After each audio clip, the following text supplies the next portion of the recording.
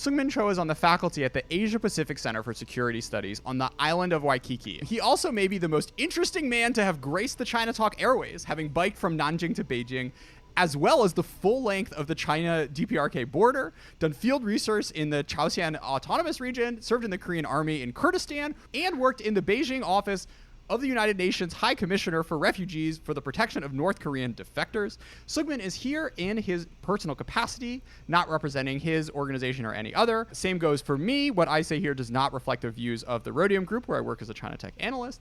And co-hosting today will be Eineke Räikkönen, a researcher at CNAS. Eineke, I have been watching the newest season of Drive to Survive the past few days, and seeing your very distant relative do a halfway decent job is always fun. Thanks to CNAS for sponsoring this episode. Seungmin and Eineke, welcome to China Talk. Great. Thanks for having me. Yeah, Jordan, thanks for hosting. It's great to be a co-conspirator on your brainchild. I was curious how South Korea is approaching this new technological landscape. In recent years, it seems that the U.S. has sort of rediscovered its footing as a player in that hot topic term, great power competition. And so you're seeing the U.S. being a little bit more forward, and obviously this has global implications. How is South Korea reacting to this new U.S. policy posture? Finally, what should come is coming, that China has been rising for decades. From South Korean perspective, we have seen this drama before. When there is a rising power, dominant power, they are on the course to conflict, as it happened with Imperial Japan and China at the end of 19th century. Russia also intervened in the affairs of Korean Peninsula, conflicting with Japan. So all the time while China was rising, we anticipate this day will come. And then finally, it is coming more and more clearly with the new administration emphasizing alliance and democracy and human rights. The pressure was well anticipated that the more the US wants to work with ally, ironically, that means that South Korea will be pressured to give a clear answer that are you US ally or not in the game of strategic competition. That's a really interesting point about having to make a choice one way or another. And I do wonder if there are ways that in the United States we can soften rhetoric or make it more palatable to navigate some of the complexities of these relationships. And speaking of multilateralism, we're seeing growing resurgence of interest in Quad states to do more collaborations and also broadening some of their areas of interest. And so thinking about not just maritime security, but also cyber and other areas. Do you see a role for Korea in terms of relationships with the Quad, or watching it warily? What are you seeing as some of the reactions? Yes, South Korea is one of the most vibrant economy, given its economic size. I think 10th or 12th largest economy, and also 10th largest military. So South Korea should be regarded and should regard itself as one of global power, middle power, but global power. There are plenty of rooms how South Korea can contribute to promoting rule-based order and or cybersecurity or vaccine rolling out. But South Korea is very careful about joining the Quad in the sense that it may be a coalition of willingness against China. So avoiding that perception, South Korea will be eager to contribute to cybersecurity or pandemic or vaccine efforts, but still very careful about military aspect. Seungmin, let's take this back to whichever dynasty you feel fit. We're airing this episode one after talking to Odd Westad about his recent book where he boiled down 1,300 years of Korean Chinese history into 200 pages, and the tension that Korea has of managing and balancing their relationship with China and being able to figure out how to stay independent all these years, which is not perhaps what you would have bet on the most likely outcome if you were looking at the first few years of the Mongol Empire or what have you. This is not a new challenge for various Korean empires and the modern Korean nations. What about that book do you think stuck out to you about lessons from history coming about how South Korea is thinking about this relationship? Yeah, no, it is fascinating how the Korean Peninsula got out of that, the story of the 600 years that South Korea was in the sphere of Chinese influence all time. But for the last 100 years, it was the first time that Korean Peninsula, especially South Korea, was out of that the Chinese sphere of influence, in terms of that South Korea looks to the US to learn about the new way of life and the new model of governance and the new model of development and so on. Before that, it was always South Korean people look to China to follow the best model of development or governance. But for the last 100 years, it is a historical breakaway, actually. So that affects a lot Korean people's, especially South Korean people's mentality that we don't need to look to China anymore. We have to pave our own way and looking for the best way of development and governance, whether it's from the West or the US. So first time that we Korean people see beyond the China model and the Chinese culture, that happened for the last 50 to 100 years. Yeah. And it's interesting thinking about that in the Quad context. Like Japan stopped doing this 1,000 years ago. Australia's never done it. India's never done it. And the U.S. as well. The sort of like level of cultural and economic influence that various Chinese empires have had on these countries is just completely not comparable to the level of influence that Korea has received over the preceding centuries.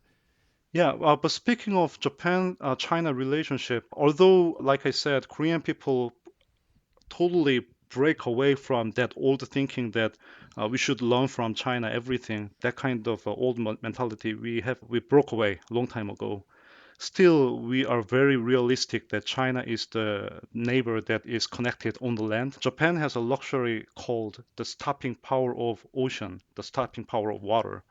But Korean Peninsula is connected to the land and the economy is much more dependent. So we always have to careful about what is China's intent, what is China's capability to shape South Korea's policies and foreign policy behavior. Speaking of Chinese intentions in the Korea-China land border, one of your past main research efforts has been looking at Chinese thinking with regards to how the PRC would respond in event of reunification. I love your work because there was a lot of work that went into it. I read far too few papers which take the methodology that you do, basically spending time on CNKI and reading what Chinese academics are saying about these sorts of questions. So maybe before we jump into this, Seung-Min, do you want to give the pitch for young China scholars out there that it's important to read Chinese think tank and Chinese academia talking about these topics? Because some would say, oh, it's all censored. There's no use in reading this stuff. It's boring and not well written or what have you.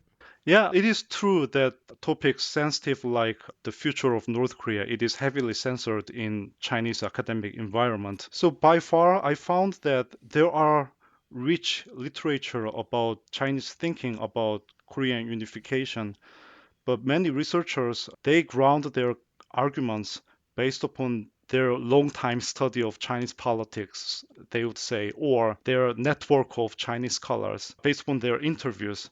But all those evidence, if they claim like that, it is not replicable using academic terms. Other researchers cannot really verify whether you are lying or not. With a good intention, researchers, we believe each other when they say, I interview this one and this one, so I make this argument. But yet again, when there is a rich discourses printed out there already, why don't we make use of those Chinese discourses first and then get to interview to really dig out what do you mean by this and that? But that the rich information already available out there has been very understudied. And there's just such a skewed sample, right? There are thousands of academics who are writing and publishing out there who don't think it's fun to talk to foreigners or have no interest in engaging when taking your meeting when you're flying in or live in a second or third tier city where you're probably not going to visit. So in complete agreement here, Seung-Min, it's something that should be done more of people trying to understand Chinese intentions. Yeah, so there's the problem of self censorship as well, even if you have a chance to interview some people. So my suggestion is that, of course, whatever is printed in China is after censorship, but what has been published at the least, what that means is that the idea that was contained in the publication has been approved by the party's censorship. So with the caveat that what we read from the Chinese text is after the censorship, but still, if we find any useful information from the publication, that means at least the party is fine with that idea to be discussed. So instead of jumping to the conclusion any publication in China is censored, so it may be of little use, instead of that, we first check if there is anything interesting, then that should be really interesting because the party already approved. That means party also think about that idea inside.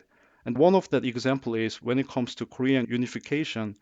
I was surprised to read the text that many Chinese researchers they write that if something happens in North Korea, then the U.S. versus Korea can play a role under the multilateral setting like the United Nations. So unlike conventional wisdom that if something happens in North Korea, then there will be a war between PLA and the US versus Korea. So there should be that kind of argument in China. But at the same time, we read that some people hint that the PLA can work together with US versus Korea for a limited goal for a limited time. So when I read that kind of statement from the publication, that was very striking because the fact that it was published means that the party officials are fine with that idea.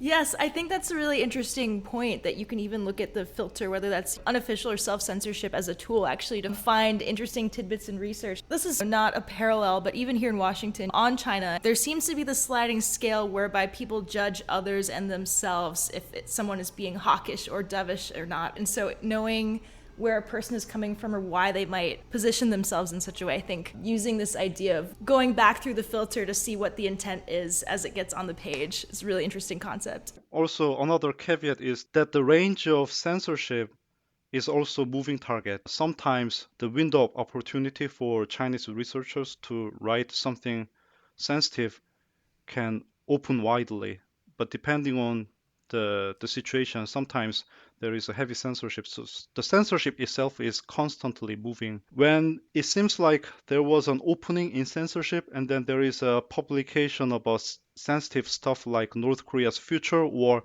the future of Chinese democracy, where the researchers should be busy to collect all the documents before it is closing out again. What's your backup method of choice?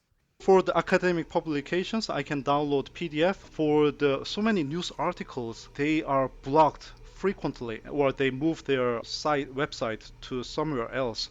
So what I do is that I print in PDF format so that I can keep the website information. I have another suggestion for everyone out there. There is a Wayback Machine add-on in Chrome which allows you, if you do one click, it makes the Internet Archive scan that page, and then it lives on the Internet Archive forever. Yeah, check it out. Good to know. I'm bringing the gems here. This is why folks listen. Also, even if something disappears from WeChat, oftentimes the article will live on in another random corner of the Chinese internet. So even if you forget to do the thing which I just told you to do, which is the Internet Archive thing, but you still know the headline of the article, I would not give up hope, but instead just try to throw that in Google or Baidu and see if it turns up any hits. I've heard recently, too, now that military-civil fusion is a hot topic here in Washington, that plenty of material is suddenly vanishing. And for a lot of us in China policy world, that'll be an everyday resource, I'm sure, to just be able to one click and save it for perpetuity.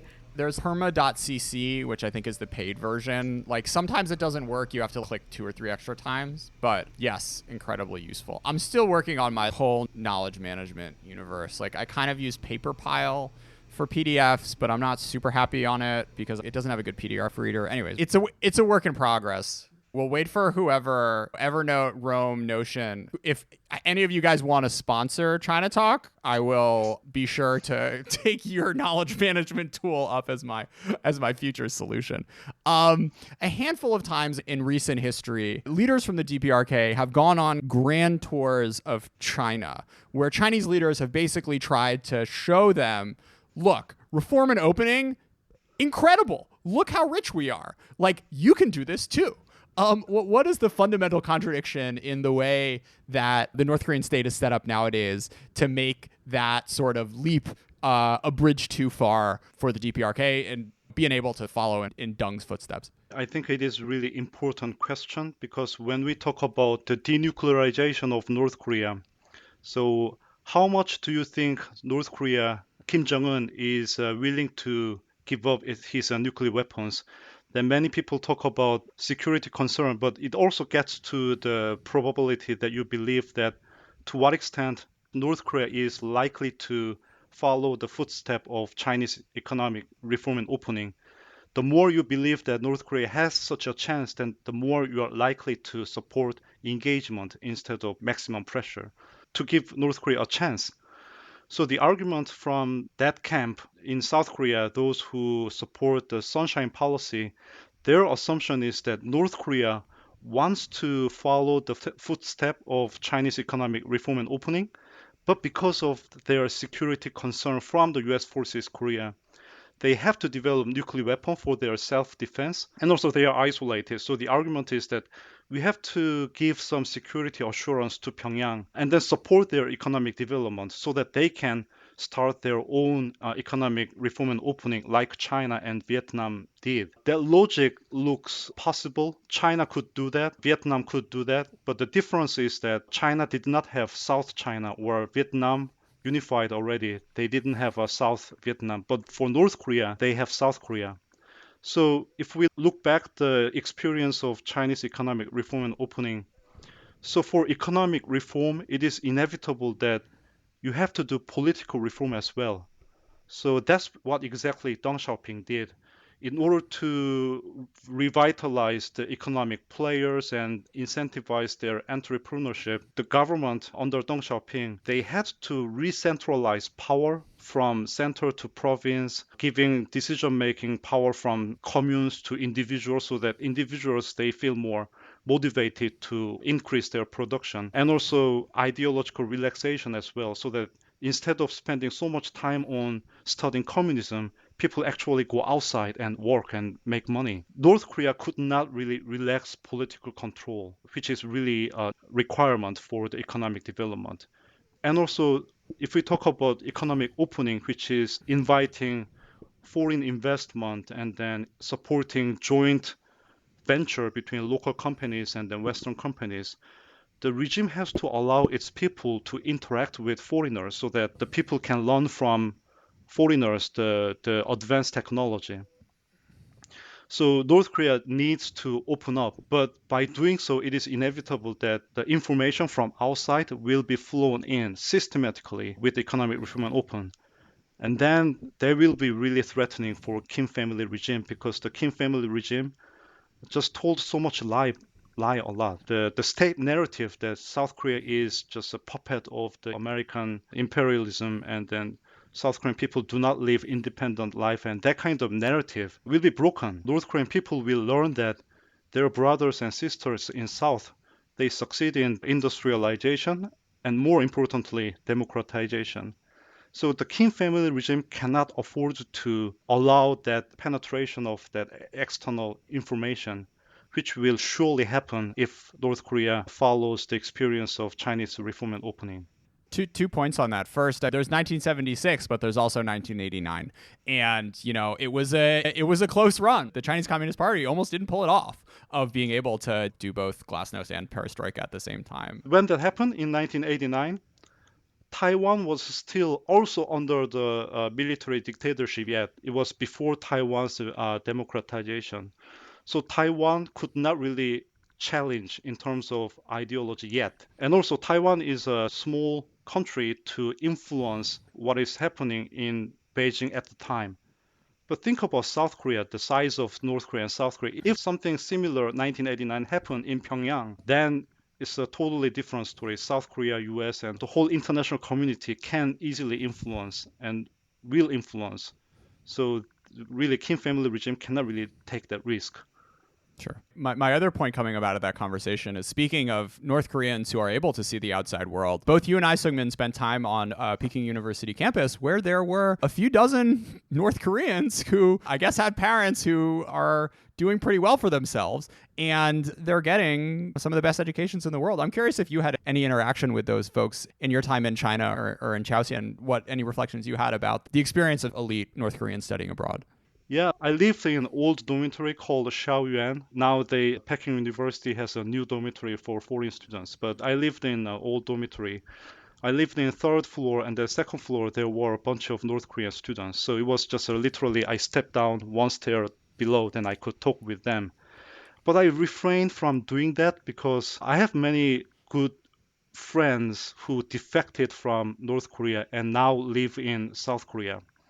In South Korea, I can have an honest conversation with North Korean defectors, how they feel about how they felt when they lived in North Korea, how they feel now when they live in South Korea, and so on. So learning and hearing from them, I know that North Korean people in Beijing, it is a pressure for them if I speak to them and if I try to open up them. I can try to invite them for beer and then try to have some conversation. And then I anticipate if we develop some kind of human relationship, I can start ask questions that I can seek his or her honest opinion.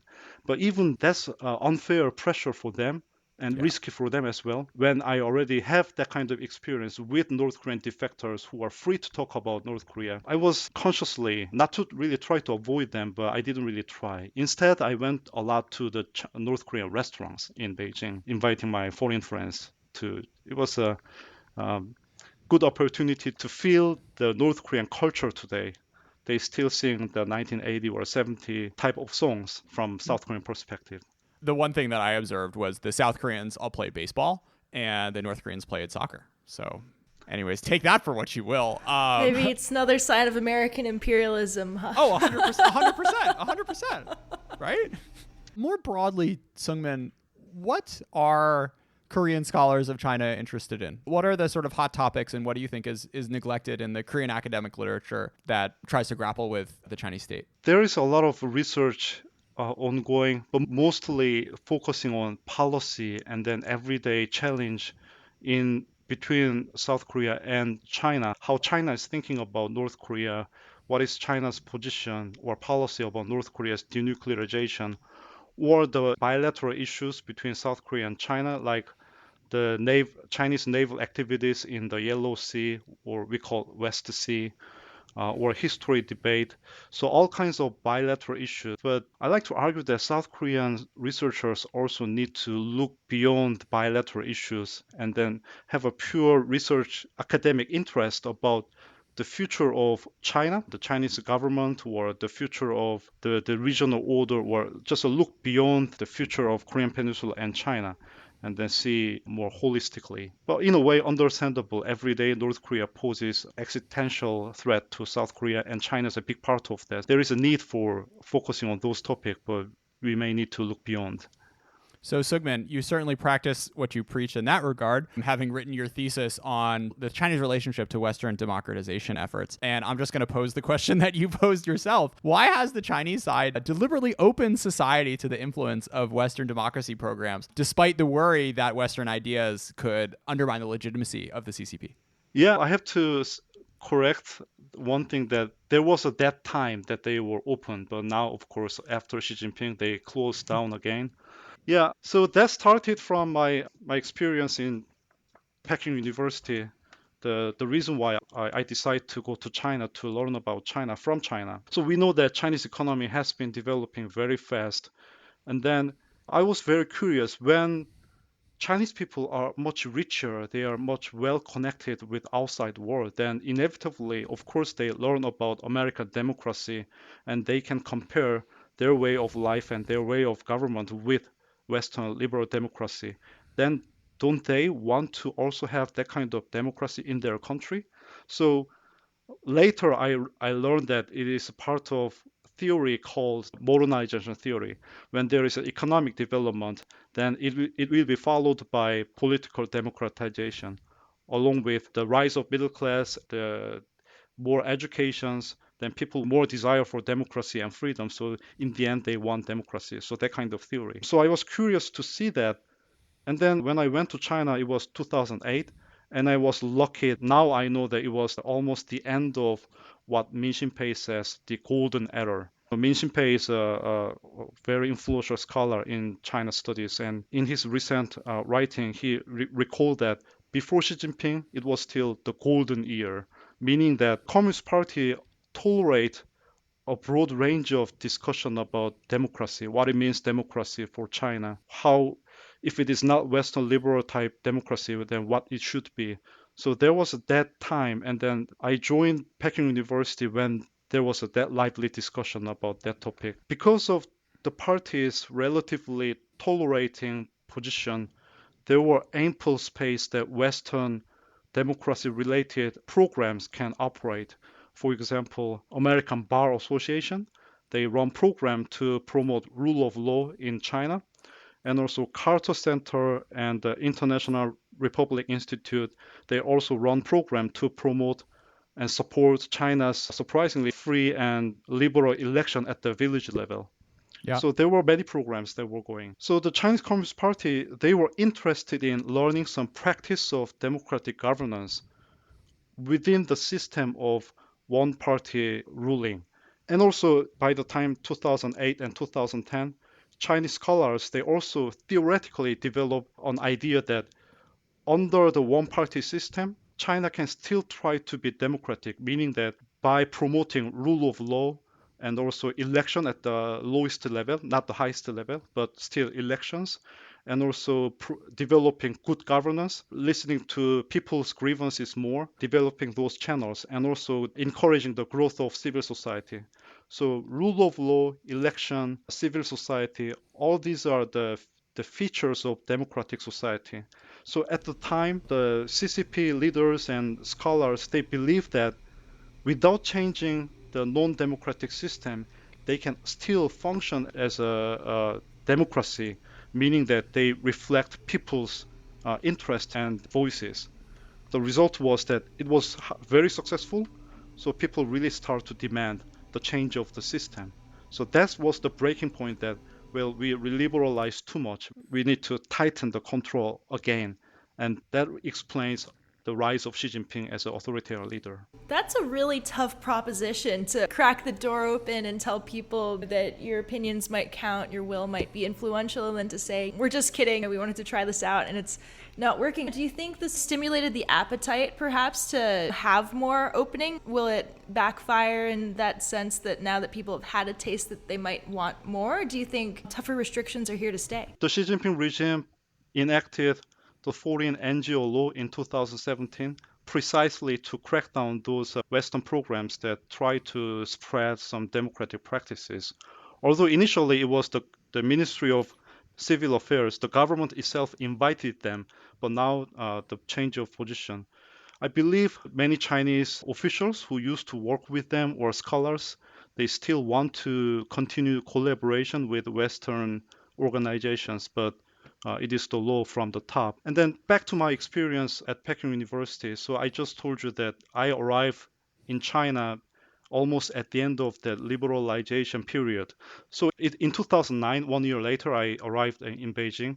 Facebook is blocked, and then Google decided to withdraw in 2010. YouTube is blocked, and then finally Gmail was blocked in 2014. So every time when something is blocked from Facebook to YouTube to Google, I was shocked. I was just posting something on my Facebook in my dormitory, and it was just blocked next day.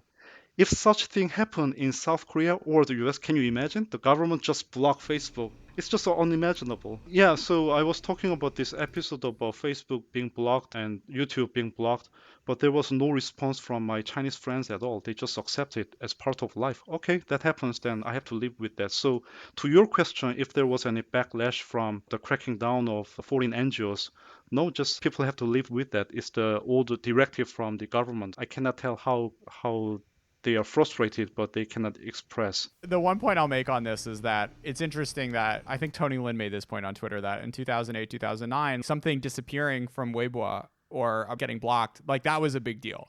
And now it's, oh, wow, this isn't blocked yet. Coming back to our initial conversation, right? Like the fact that in just 10 years, the sort of presumption has been that nothing sensitive lives on the Chinese internet. And what is considered sensitive is a larger and larger pie of sort of human discourse. Xiaoyu Zhou, the podcast catcher, which I use to listen to my Chinese comedy podcasts, I searched Zhongmei, US China, on their search bar after Alaska, after Anchorage, figuring, oh, like this would be cool. I wonder if there's literally any show which is talking about this sort of stuff.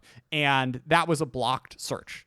China America was a blocked search. And it's a sad state of affairs when we're reaching that. The ultimate form of decoupling where we can't even talk about it anymore. There were so many eye-opening moments when I lived and studied in China.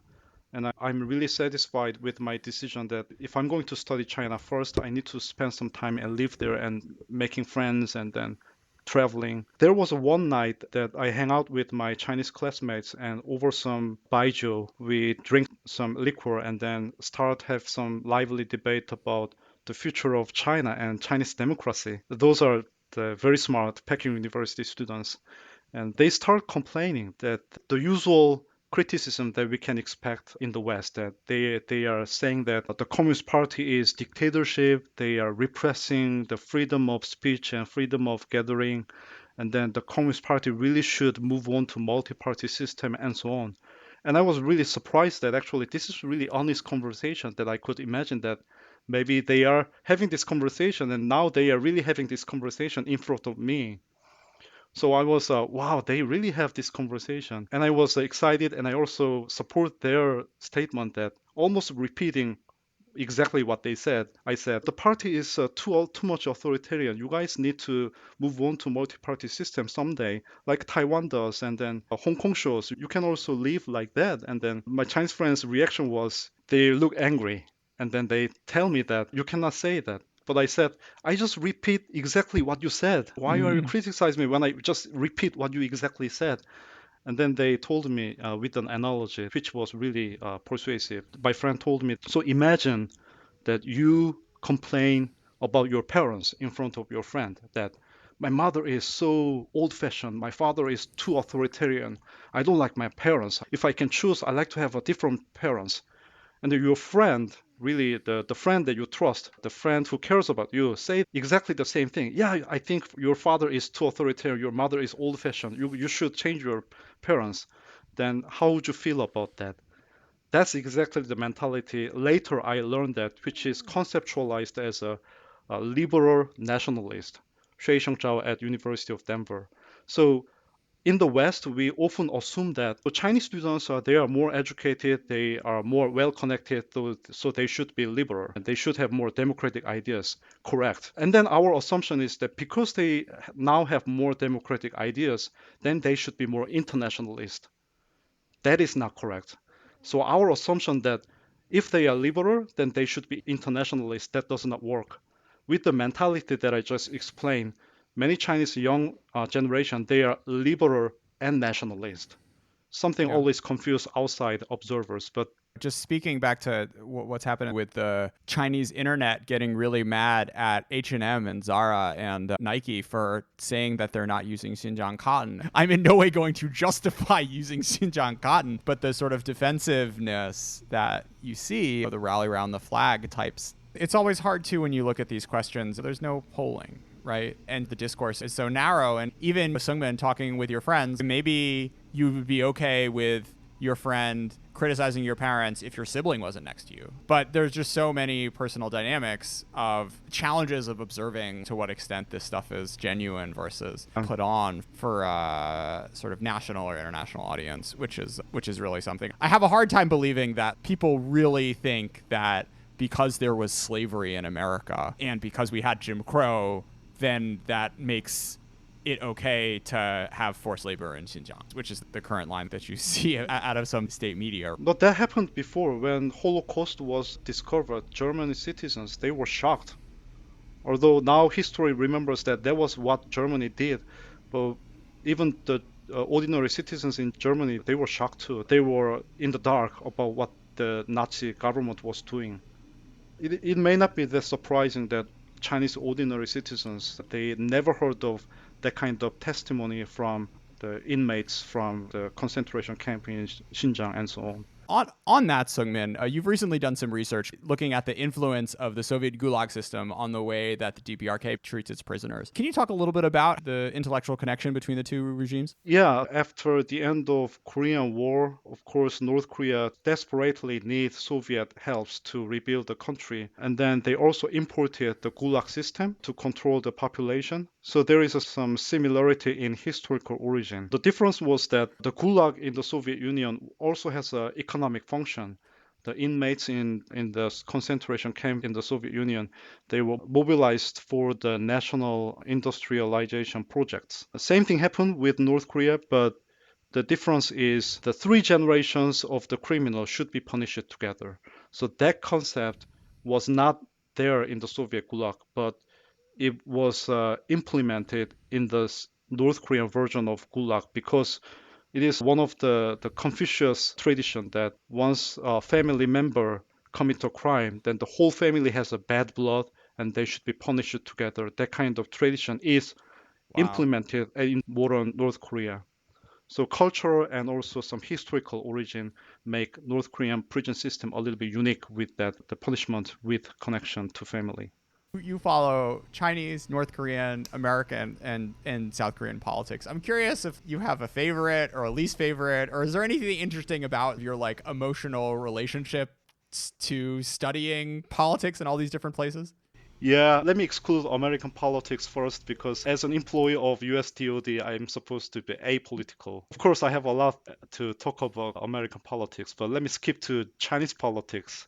Yeah. My first instinct when I went to China still remains the same that with economic development, with the rise of middle class, with the improvement in educational level, with more connection, Chinese people naturally will have more desire for freedom and autonomous life. And then it is unfortunate that I believe the party was in good position to make some decision to gradually transition to multi-party system like Chiang Ching-kuo did in Taiwan. So there is a research in political science that when the ruling party in communist or socialist country the ruling party is popular, then they have a room to initiate and start transition to multi-party system. That's the history of Taiwan and South Korea. Also in 1987, the ruling party continued to win the election after democratization.